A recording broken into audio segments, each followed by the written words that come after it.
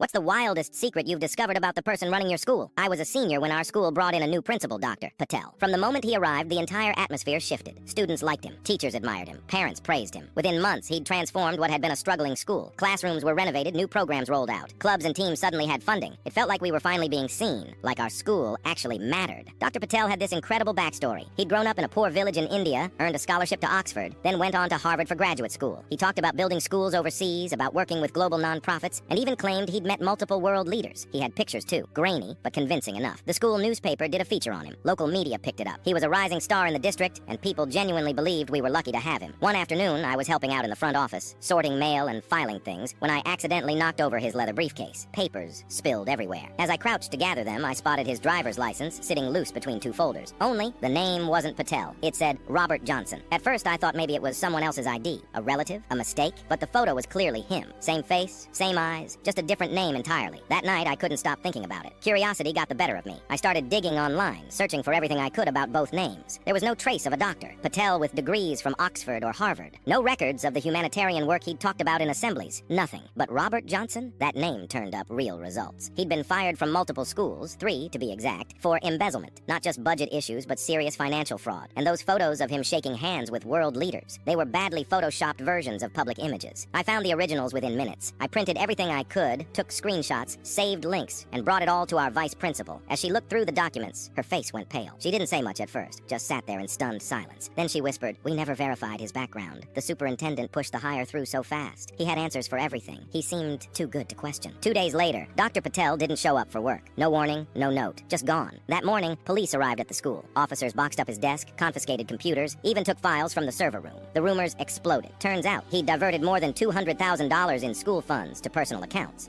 He created fake invoices, fake approval documents, even fake emails between departments. The new programs he'd funded were barely operating, mostly just flashy announcements and staged appearances. Everything had been smoke and mirrors, a show. What stunned everyone the most was how often he'd done it before. This wasn't his first con, not even his second. He'd pulled the same scam at 5 different schools across 3 different states. Each time he reinvented himself, sometimes as Indian, sometimes as Middle Eastern, once even South African. Each identity came with a heartbreaking origin story that made people hesitant to dig too deeply. No one wanted to risk appearing prejudiced or culturally insensitive. The school board tried to keep the story contained. There was no assembly, no official statement beyond a vague letter about leadership changes. But the damage was immediate. Grant applications were frozen. Club funding vanished. Renovation plans halted. Programs collapsed one by one. Teachers were left picking up the pieces, and students, us, were stuck in the middle of a disaster we barely understood.